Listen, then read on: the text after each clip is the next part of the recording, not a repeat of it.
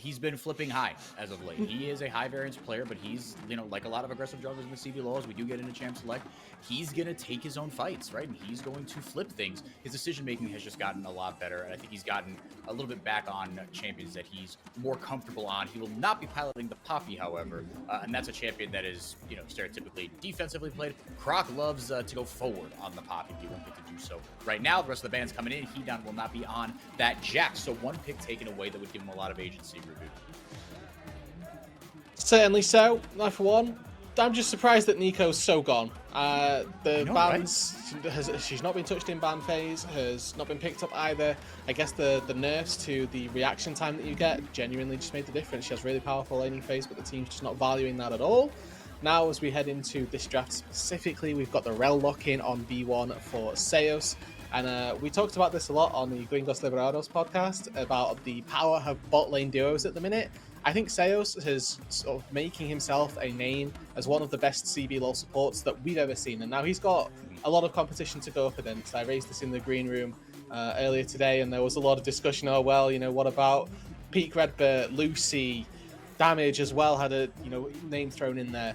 But for me, Seos has been so game-winning as a support that I just love seeing him play engages. And when he's not playing engage-style champions, he's still somehow winning games on the less stereotypical winning AD, less winning supports. Yeah, I mean, and he's 3-0 in finals, right? In the finals that he has played, he's just done it on different teams at different levels in different metas, right? Anything you throw at this dude, he tends to come out on top. He's still in the prime of his career here. He isn't a grizzled old vet just yet, although he certainly plays like one. Xayah Cassante locked in here for Root and Robo. Robo going to be on this Renekton. Maybe not something that he can, dominate lane early on here. He will be able to get counterpicked as well. But Robo, he's played a ton of different champions. This will be his third Cassante game of the year. I think this is fine for Robo. He has been the most influx member of Loud, let's say the least consistently well-performing member for this team. So giving him something a little more stable, a little less variance, what you're going to get from this pick, not necessarily the worst case in the world. But for Los Grandes, they've given... Rude, real quick, in my ear, we've got our producers saying that it's a Renekton on their end. So we'll see who ends up showing up. Well, it's showing up Cassante, and we're being told it's Renekton. We will wait and see when we get into the game which one this is going to be. With that aside, we've got the Los Grandes composition, which I'm hoping that we can talk about indefinitely, or with complete knowledge. We've got a Kai'Sa locked in already. Now, we've seen Kai'Sa perform poorly so far today. Not had the wins that it would hope for, but pairing up with a Jace, I really like this as a poking duo. You have a good front line from NL as well, and when you hit 2 items on the Jace, third item generally speaking for the Kai'Sa, you're going to have a lot of long range artillery and a definite ability to keep yourself at a distance. Yeah, and we've seen these compositions actually start to flip, roll more sixes, if you will, right? And we'll see with Los Grandes, they've tried a few different looks. NL is playing Sejuani for what feels like the 10,000th time, or maybe that's just because we saw Trick play it a couple times while he was still here. But Los Grandes, right, they don't like to play through the jungle. They know their power points, and they're leaving Hedon later in the draft to get himself something. What would you like to see him on this R5, what I imagine will be the R5 pick? Yeah, I mean, so I actually... Or maybe you can just R4, right? Yeah, it doesn't really matter. They have counterpick in both of these lanes because they know what top laner they're going against. They know what support they're going against. I imagine they'll take it to R5 on the off chance Tinoms opt into a carry or opt into the Cassante in the mid lane and they want to flex a little bit for Robo. That would be wild. It would be wild, but there's a chance that they do it. And I don't mind going back to Renekton, honestly, because he had a, like I say, stellar performance. Obviously, if this is a Renekton for Robo, then obviously that gets thrown out the window. And you can maybe opt into something along the lines of a Jax, which is already banned. So, yeah, for Hedon, with the composition that's been drafted, he just needs to be a bit of a frontliner as well. They've got enough of that in their composition at the minute, so there's actually plenty of options for Hedon this game. If he wants to be a magic damage threat, if he wants to be a carry, if he wants to be a tank, the windows really are endless. Let's see what he does end up going with. Leona picked up for Ranger. We've loved what we've seen from him on these types of champions. And then Croc going to be on the Wukong as that is locked in. We see just how strong it's been here. Hey, Tino's immediately slamming down the Lissandra, or excuse the Lissandra, my gosh. I associate Tino's with Lissandra. The Syndra, there we go, into the chase. And on the opposite side, Hedon, he's going to get himself a bonus 5 carry here in the Gwen. Okay, so like I mentioned, Hedon getting given a few resources at the very least in the draft. He gets R5, has been given counter pick, so we'll have to see how this Gwen performs. It is that magic damage that they're going to need in the early stages of the game. Of course, Static Shiv Kai'Sa builds, exclusively AD for the early parts of the game. So you want some magic damage in the early stages to throw off the enemy team so they can't just slam plated steel caps and win the early game. Hedon, he did very well on a Renekton pick in round 8. Now on this round 9, final one of first round robin, he's given himself a Gwen to try and carry on. Yeso, back to you, brother. I want to get your thoughts on this draft before we get onto the Rift. I am very curious how this laning phase is going to play out for top lane. I'm going to assume, shout out to production saying that is a Renekton for Robo. And it's really interesting because traditionally, a lot of teams like to play towards that Renekton because of how much of a lane bully it can be. But really, nobody has been doing that as of late. Pretty much every team has been happy to try and isolate their Renekton topside. And of course, we saw earlier on in the day teams trying to punish the Renekton. So I'm very curious with the Wukong picked up here if Loud tries to play towards top lane early and maybe snowball Robo, because we know how much of a force he can be in the game if you get him rolling early. And I think with that Renekton Wukong combo, there is an opportunity here. And of course, we've seen it all throughout this split, both of you. That Gwen, if she gets rolling, becomes a menace in team fights. So I think top lane definitely where I'm going to have my eyes in the early game. Yeah, you got to try something different, if nothing else, right? Don't keep beating your head against the wall, expecting the same thing to keep working. You've got a high-powered early game. We saw in the highlights that we rolled before this game, there was a lot of 2v2 kills, right? And a lot of just Ranger and Natuno seeming to really find their flow here as Leona locked in for Ranger here. He and Kai'Sa are going to be doing a lot of work. But let's see how many resources they do throw to Hedon up on the top side. Robo going to have himself some backline access with this, something that he loves dearly on this Cassante. Now, Rudude, this matchup here with the Syndra, it's one of these things where, as a caster, I've been doing this a few years. I've broadcasted my fair share of Syndra games, but it has been so long since I've seen this champion. We have seen it once in CBLOL before. Okay, so part number 1 to address for going into the game is that it is a Cassante in the top lane, unless that is somehow a Renekton. It is. No, that's a Cassante on my screen. 100% my fault. I puked all over myself verbally and made everyone mess up, so I apologize. That's okay.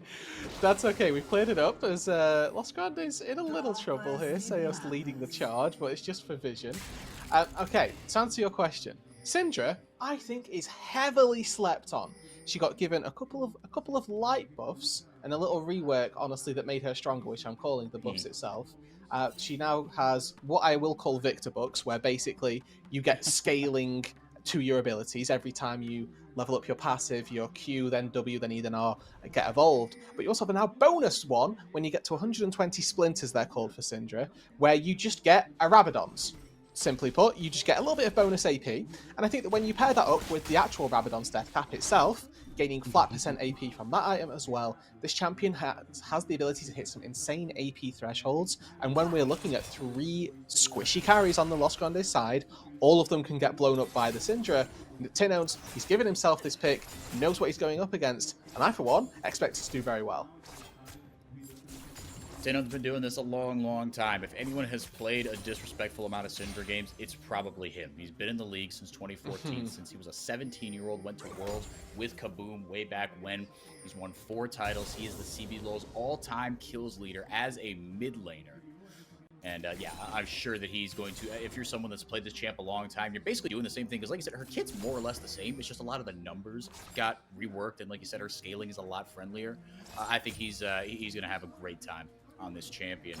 Meanwhile, for Los Grandes, this is, a little bit of the same, but I like that they have given Hedon more resources, and they've given, a rookie, well, not really a rookie, he did play for INTZ last year when they were going through a lot of roster turmoil, so he's been in the CBLOL before, but they are giving him a lot of resources, a lot of responsibility, and real quick, Robo, he said in Tropas Liberadas, in the podcast that Riot does, he said, look, Los Grandes, I think we should beat them, but this is a team that right now with 2-6, they're in last chance saloon. They've got nothing to lose, and sometimes that team can be the scariest to play against.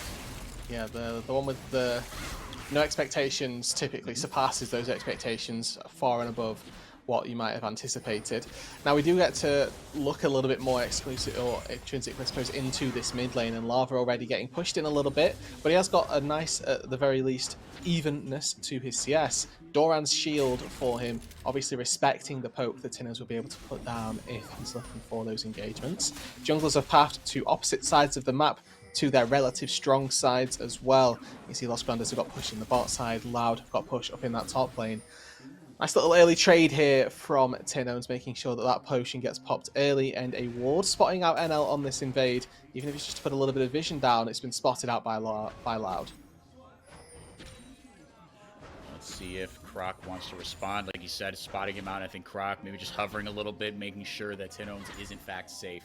If Lava wants to pull the trigger, just go melee form, bait out a scatter the loop, do what he could there. Croc doing a little bit of diagonal jungling himself. He's got himself purchased there. He has no one has any idea he's there. NL maybe in for a rude awakening here, but again, he now got the push. Did just blow the W. So we'll see here, dealing a good amount of true damage there to Robo. Now they might have a collapse here. Hedon, powered Q there, and now Croc going in, not able to find enough damage. Robo very, very low here, playing with fire a little bit. Yeah, but a nice punish though, and this could very well turn into more. They saw Tinhones on this ward, and now went down to his Raptors. So 1v3, Hedon, he's going to get zoned off this wave, but he's not going to die, so it's a slight win for Loud. He actually burns the flash just to get back to the wave. It may seem like a bit of a weird play, but I actually really like this. Make sure that you're getting as much experience as possible. If he teleported, he would have collected maybe one of those creeps. It's mitigating the losses more so than anything. And Hedon with some fancy footwork there, right? He didn't take just a linear path there. He knew that, like I said, they spotted Tinones on the ward, knew the scatter of the week was going to come out to try to trap him against the wall. Sidestepped that, and yes, he did lose the flash, but that's a lot of time that Los Grandes, or rather Loud, spent up there on the top side of Los Grandes.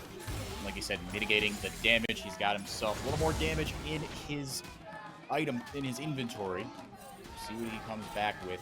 As far as how badly he wants to take it to Robo. Lava has come out ahead just a little bit, right? Found himself a nice little spot to back, coming back with a tier. Didn't blow the TP. He's got 2 long swords to boot, but Tinones going for the Onion Boots of Lucidity there. Just pure ability haste. Yeah, and the way that you get those Syndra Books, the Splinters, is by chaining abilities on champions. We're seeing that happen to Seos. He should just flash. Or he just goes right over the wall. Ranger instead of having to blow the flash. And now no shot! There's no way! How does he get away with that? Yeah, that was what I was expecting to happen. That's why I wasn't getting particularly hyped for it. I'm looking at Rel with crash down plus flash. There's no way that you've got enough gap close to take it. Seos makes it a little closer than I'd have maybe anticipated, but the ends make up for it. As Croc now spots out this Dragon start, without a support here, it's difficult to try and engage, and no cryo in bot lane means this does go the way of Los Grandes. And already Croc, immediately with this, knows that the enemy Krugs are respawning, and he wants to take that camp. Croc loves playing on the front foot, and that's why we love Croc. Grabbed himself a Sheen on his first back, like he said, first Dragon going over to Los Grandes. Tinones taken very low. Lava did not have the empowered Shock Blast to finish off CBLOL all-time kills leader. Going for a dive here. Robo's going to get the first chunk of aggro, gets the damage down with all out, able to escape. Needlework not going to find its mark, and a good flash.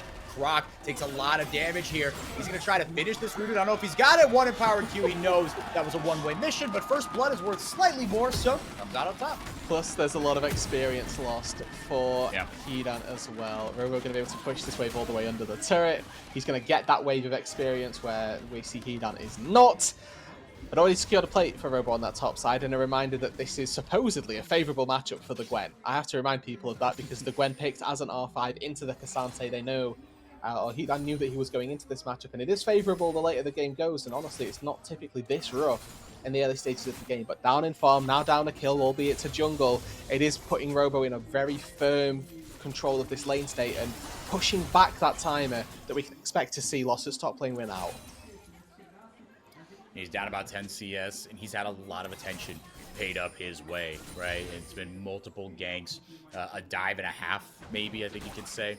And Tinones on this Syndra doing Tinones things, which is just roaming around the map, trying to get other laners advantages. Syndra, okay, wave clear, right, with the scat of the week and just being able to chain your W down to try to clear out those caster minions in the back. When you get to 40 splinters, what that does is gives you a second charge of Q, which means that when you hit level 9 and you've got 2 points in the Q, you can actually QE the backline, and then as long as you're passing it through the melee creeps as well, use the second Q to clear those out as well. Syndra's wave clear, absolutely absurd. Well, there you go. So, yeah, as she scales on into the later game, Tino's going to be feeling even better. Theos, this trip to the mid lane going a lot better for him, able to get a little bit onto lava.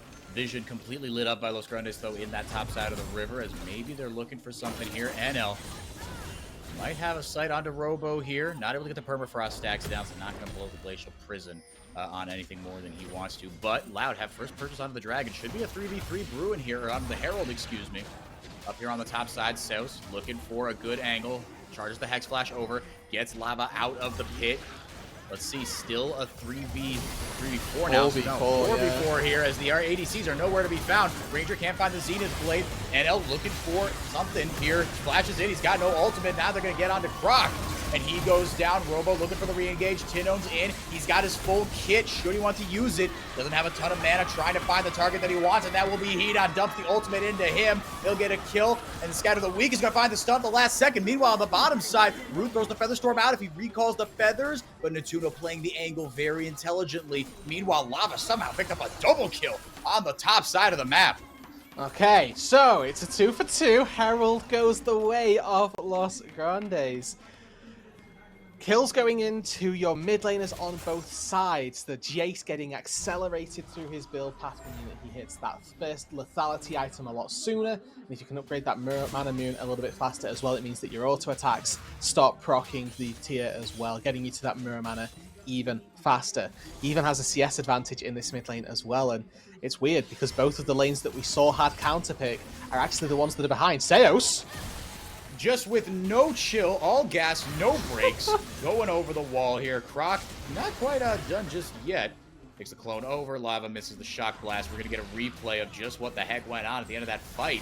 Up here on the top side, it was a 4v4 route. And it's weird for Loud because there were never actually 4 people in here. You can see Tino's not actually contributing at this point, and by the time that he does get in, Seos isn't actually contributing. Feels a lot more congested as a Los Grandes team here because you are playing as 4 people fully in the mixer the whole time. Even if it's just putting out auto attacks, it's generally time well spent. And yes, whilst NL has to finally get his Arctic Assault over the wall, he manages to get out safe. I think it might have actually even been a 3 for 2 on the top side for Loss, but by the by, they're coming out on top. They have the Rip Herald to use as well. Unfortunately, it is on Hedon specifically, so he is going to get the gold, and there's not an option for Los Grandes. Typically, you'll see junglers pivot it to the point of the map that they want to put the gold into. This time around, it is that Gwen, as Natuno's just dead. Oh boy, there is the Magnustorm down, crashing into the tower as they go. Seos, he's been all over the place, man. Really operating as a second jungler. He and Ranger on these engaged champions have been all over the map. I think this is just what Seos does. Like there's only so many times I can point it out. So, oh dear, oh no. Croc in some trouble here. Good scout of the week from Tino's, but Lava is on to his opposing mid laner. Doesn't even need Flash to close the gap down. Might have enough here. Will not, still in hammer form. Gonna get one last tick of damage there. Hang on a second. That is some sneaky damage, but Lava almost pays the iron price. Really like the play there from Lava. Knows that if he's going to go for lethal damage there, that it has to be with one final melee Q into the full round of rotation of spells in his ranged form. Unfortunately, didn't have accelerated shock blast there, so he doesn't have the damage to take out Tino's. But that recognition of how he's going to get away with it, definitely very happy to see it. Tino's TP's immediately back into the mid lane. He's back here with full HP, lost chapter in the back pocket as well. So a bit of AP now to back up this Syndra. The Drake spawned. It was started by Lost, but immediately given up. Second Drake of the game, most likely here to go to our reigning champions. They get one back without much fuss, like you were alluding to there. Checking in on the items, Natuno does have himself that static shift. We were talking about it in the last game. RMC and Trajan pointed it out. Static shift, not a combat item, right? Gives you a lot of power and a lot of utility, and you know, some decent damage here, but especially with the nerfs, a lot less so. Don't expect Los Grandes to be picking any fights anytime soon, but look, their laners are accelerated. Like we were saying, Jace got himself 2 kills kind of out of nowhere, and you saw what he's able to do against Tino's. You see Lava, richest member on the Rift by a considerable margin here, about 300 gold. Robo's still doing okay in what was supposed to be a counter matchup, but Loud the first ones to all their mythic items. Now to maybe use an LCK narrative a little bit here, Lava is doing a little bit of chovying in the mid lane. He's over 10 CS per minute. He's generally just finding minions that don't exist and and last hitting them. So you can't really complain at how well Lava is playing in this mid game, right? Reminder that this was him being counterpicked, now Root in trouble. He's in a lot of trouble here. Blows the cleanse. Featherstorm immediately returning the Oh, damage oh, out of it. oh, Tuno does a lot of it. My goodness. The Kraken Slayer hitting like a truck, as well as the 2 pocket knives that he has in his inventory. Sales from Croc showing up there. Los Grandes wasted a little bit of time there. Root still a lot of the flash too. Yeah, oh my goodness. Sales. He is in love with this Hex Flash button. Gets the poke down onto Ranger Natuno. He's got to be careful here, right? He can't contribute much in this fight, and I think Croc knows that. Saving grace here is that the wave is in absolute Narnia for Loud. Yes, they can cut this one, but like the next one still doesn't arrive for another 10 seconds. Likelihood is that this is a few plates going over to the bot laner of Loud. Unfortunately, they've actually just fallen, so it may well end up being the full turret that goes to Loud off the back of slightly overextended play. Root just absorbing everything in that bot side from Los Grandes, right? The fully committed engage, he has to burn cleanse, he has to burn Featherstorm. That's not a big deal when you take first turret as a response.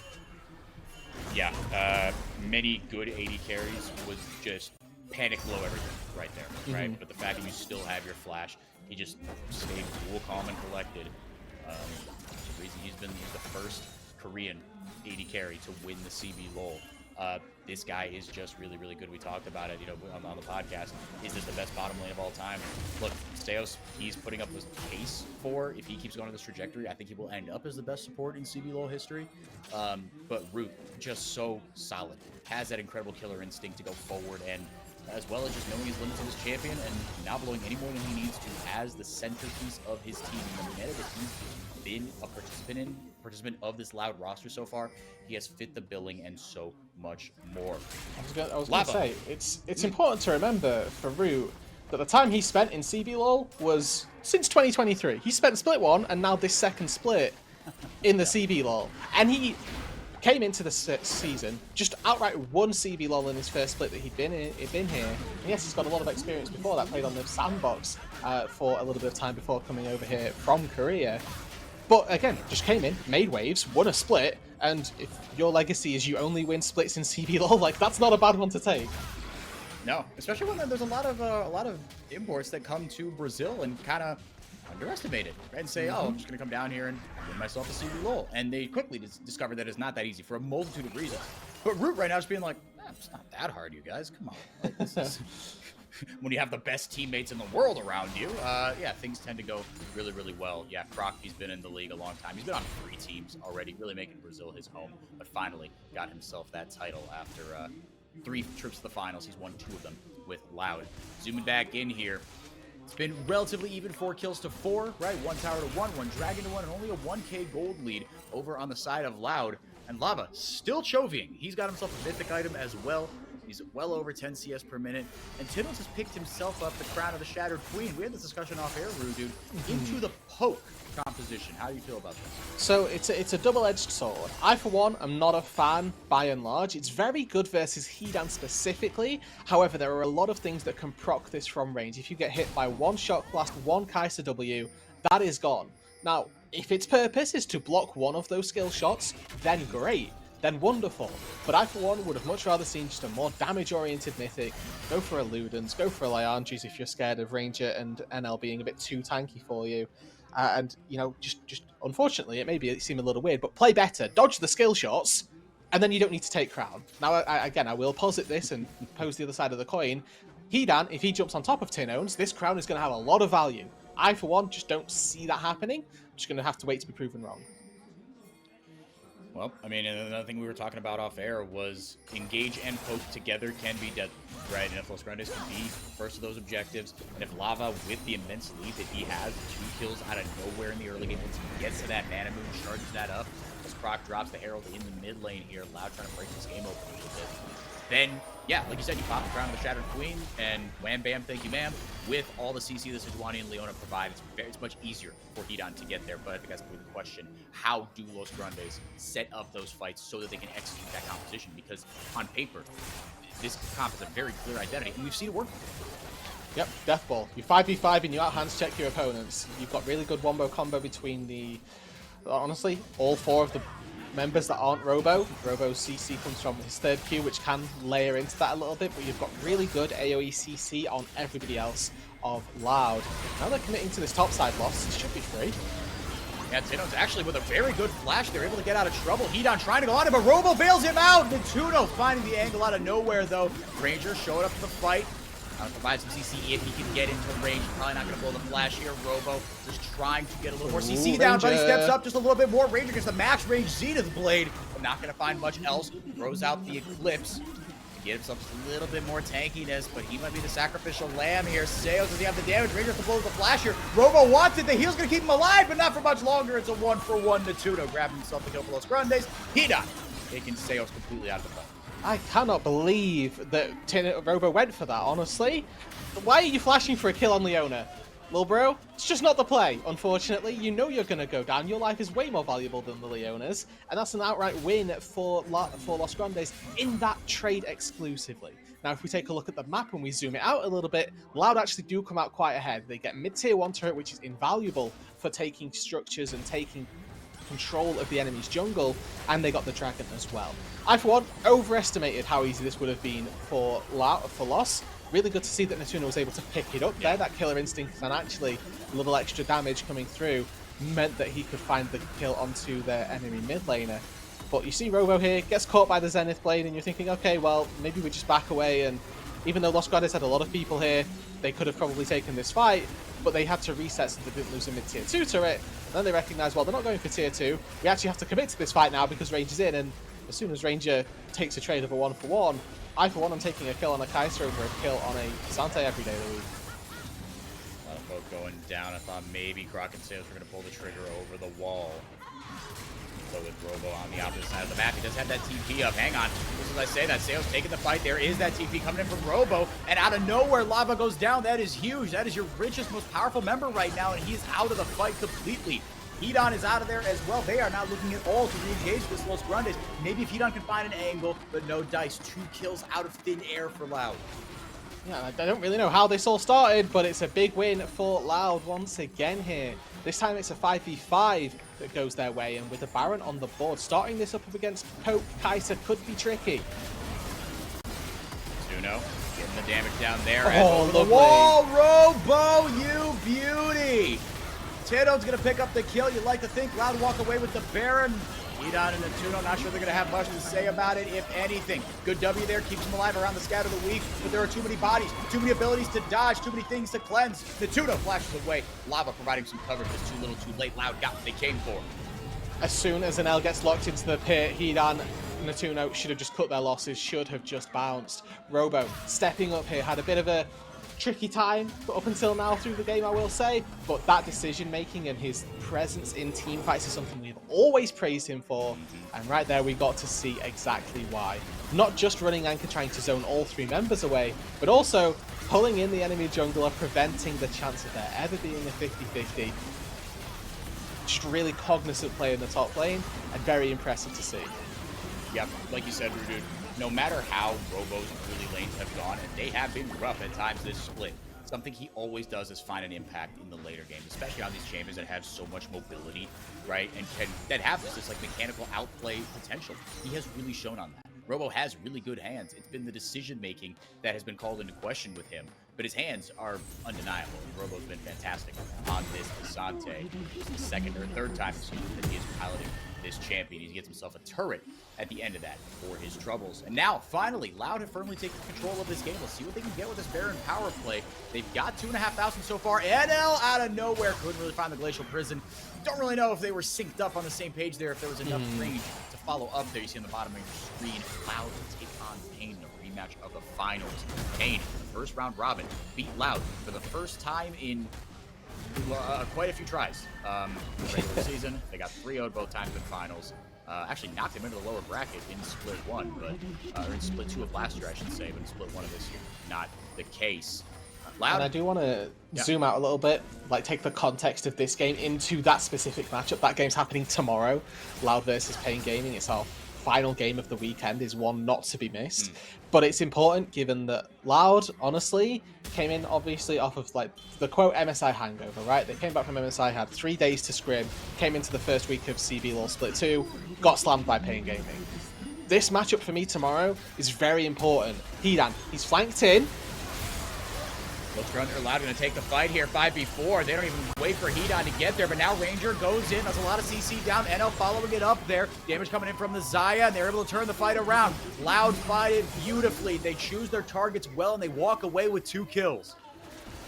Baron at their backs. The inhibitor turret should go begging here. Natuno, the only one with any damage to try and defend this. Los Grandes, they're losing out on multiple fronts as Loud commit 1 to top, 4 to bot lane. The wave may go down, but the top lane is inevitable. Robo.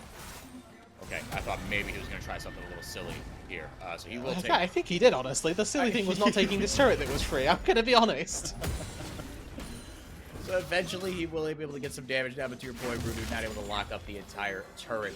Brock and Root will snag themselves a Mountain Drake for their troubles. That'll be the 3rd one of the game in their pocket. Loud, firmly in control at this point, just dotting some I's and crossing some T's at this point. Soul point then for the team in green. And there's very little in terms of avenues back into the game once this soul goes to Loud. And it's a 5-minute window before that is likely to happen. Los Grandes, obviously with all of this poke, would hate to go up against a Mountain Soul. And they've just got an extra shield, that extra layer of protection versus the poke really does make it inconceivable to try and win a fight. Gold lead, 8,000 gold for Loud, so this game likely to be all wrapped up. But again, there's still that small part of you that remembers we've seen Ranger find glorious engages, that we've seen Natuno pop off in these clutch moments.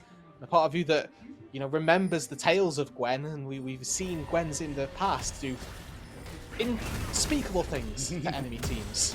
And if Hidan ever wants to, you know, make a bit of a statement, it would be in a game where his team needs him to step up.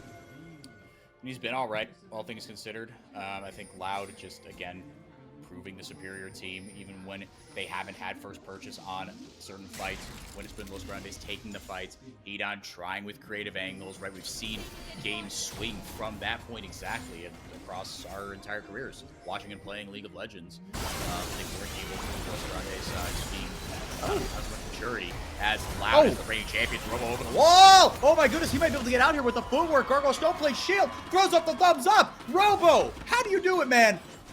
Every single time! Cassantes look like they're gonna die, they take one person to Nanu and then use their 17 other dashes to get out to safety. You know which champion was missing from the 13-13 patch notes 4x4? Cassante. Did not get touched. Why is this champion allowed to be caught 1v5 and live? Tank, by the way. Yeah, he's taking that Ornn mantle, right? The mage, assassin, bruiser, double tank, super wombo combo, McFlurry, triple McNugget meal. Steos taking frontline duties there as finally they get that tower that they were looking for a little while back and getting hit for their troubles. And I'm not sure if that accelerated shock blast hit, or I don't know if that was a mountain, 2 Mountain Drakes doing Mountain Drake things, but you see just right now, Los Grandes in kind of last chance saloon. They are running out of ideas here. Last-ditch effort comes at the Baron, probably. Hope that maybe with them having tanked up a load of damage, Ranger will be able to... Oh, baby, and they find a member of Los Grandes. Hidan is toast. Killing spree for Tinones. He's got himself a double kill. The Syndra out of nowhere. And you see just how little Los Grandes have left in the tank. They need these fights to go perfectly. They need Hidan to find the perfect engages. But with no ultimate used by NL, I mean, they got nothing here. They're just holding on to this. And all they can do is just kind of let this bleed out. Should be a second inhibitor for Loud, and honestly, with 2 dead, Baron after this is more of a formality than anything else. Now, Hidan does have teleport, but Los Grandes, we saw the issue that they were having face-checking into darkness always. Oh my goodness, Robo with the max range there, and Tofo strikes, able to get the key down. Lava almost gets caught out. He has to blow the flash there. Steos little bit of damage This is a here. good stall. Yeah, actually, the health bar advantage might just be in Ranger's favor. Oh, he goes in there, gets a beautiful engage, but he doesn't have the solar flare down. Can't get the necessary CC. Hedon, he's got himself an angle. This is it for Los Grandes. If they can't get it now, they will never. Throws out the needlework. The Scatter of the Week goes out. Featherstorm out as well. Hedon for 1v1 with Croc. Gonna go over the wall and get out of this fight, but Netuno is not available for this fight. And Tino is going to grab himself yet another kill. This man is incredible.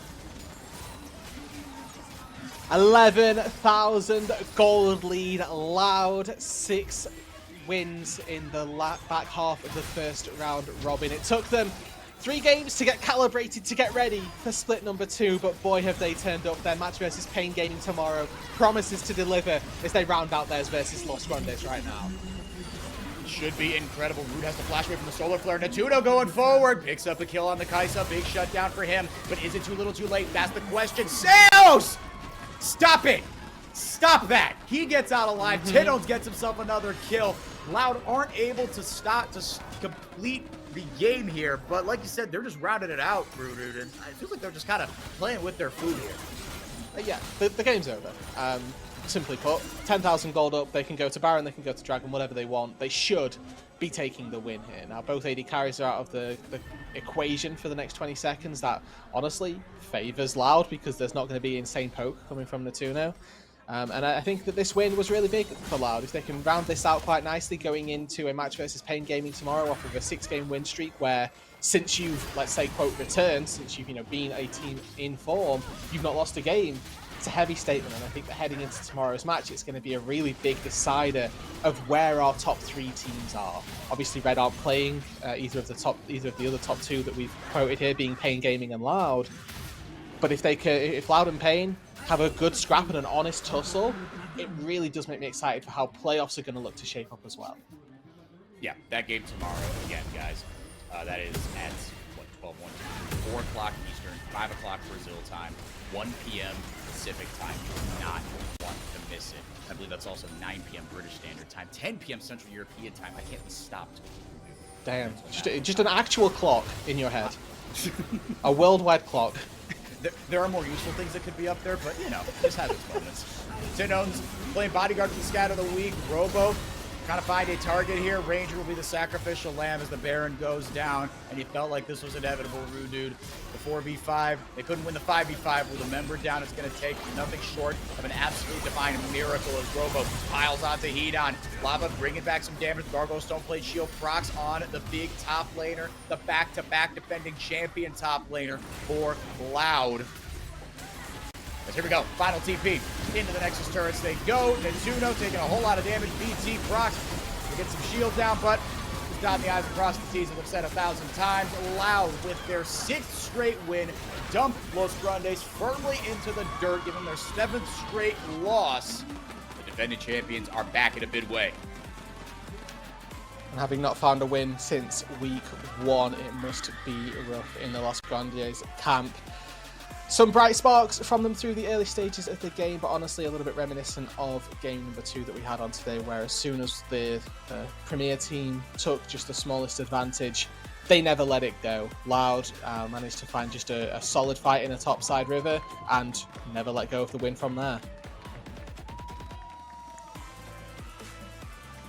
From